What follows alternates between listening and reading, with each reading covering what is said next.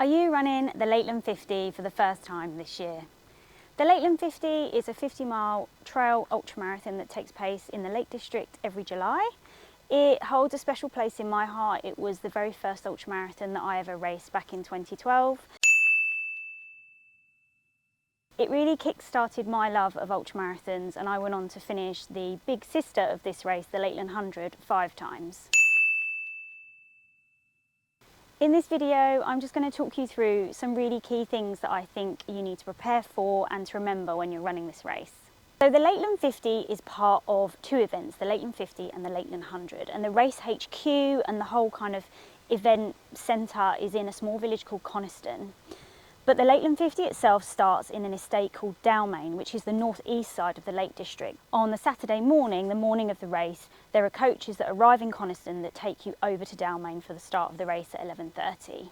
You start the race and you do a 4-mile loop of Dalmain Estate before heading out onto the fells and then running all the way across the Lake District back down to Coniston to finish. You have a 24-hour cut-off for this race, which I think is actually, for a 50-mile race, really quite generous. You can walk it in that time, and there are plenty of people that do walk it every year. That being said, it's not a race to be underestimated. It is still really difficult ultramarathon. It is still one of the hardest 50-mile races in the UK. So here are some things to think about if you're taking on the Lakeland 50 for the first time. Route navigation. So the Lakeland 50 and the Lakeland 100 are completely unmarked ultramarathons. There are no arrows anywhere, there's no marshals out there telling you which way to go. So you really need to be prepared for self-navigation.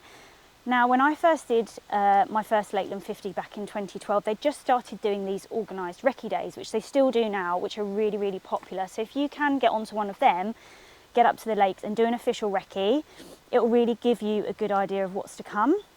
You can of course go up to the lakes and do your own recce. You can get a copy of the road book and the route map from the endurance store, take that with you and go up and literally do your own recce. If you can't do either of those, then there are some brilliant YouTube videos where you can follow the route. I'd definitely recommend at least doing that. Do not just turn up on race day without having a clue of what's to come, because you will be in for a big shock.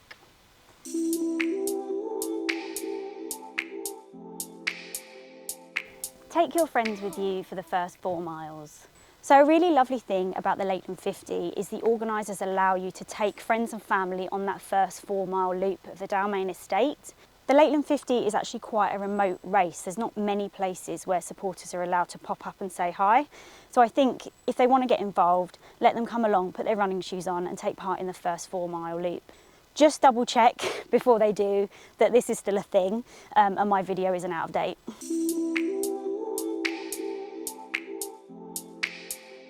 The checkpoints are special, but do not spend all day in them. The Lakeland 50 and Lakeland 100 checkpoints are something else. They put a lot of effort into giving each checkpoint a theme, and the volunteers really get into that theme.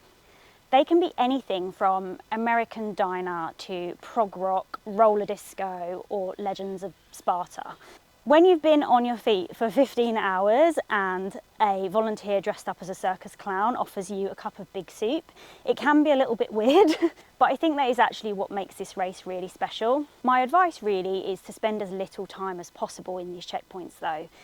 I think if you are feeling unwell, if you really feel like you need assistance, of course, stop, see a volunteer, have a good rest if you need to. But if you're walking and talking and you're feeling okay, then really try to get in and out of the checkpoints as quickly as possible.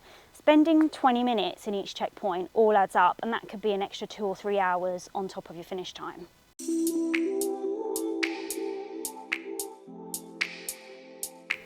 Although I've just said don't spend long in checkpoints, there's one checkpoint where I think it's really important to make sure you've got everything you need, and that is actually your first checkpoint. That is Howtown. Leg 2 of the Lakeland 50 from Howtown Bobbin Mill to Mardale Head is actually one of the longest legs on the route, and it's got the highest climb of the whole route. You're also going to be running this section on a Saturday afternoon, and if it's a warm Saturday, then you really need to be prepared with all the food and water that you need for that section. I think because Howtown is your first proper aid station, when you get there, the queue can be quite long, and it can be really tempting to just go, do you know what, I don't need any of this, I'm just going to run and I'll be fine to the next aid station. Don't forget that the next aid station is 9.5 miles away. You may be running it in the Saturday afternoon heat, so make sure that when you leave Howtown you've got everything you need to get you through to Mardale Head. The dark. So I think for many people this might be their first ultramarathon, their first time in the Lake District, but I think especially it might be the first experience of you running through the night. Let's face it, unless you're super fast, you're probably going to be running into the night in this race.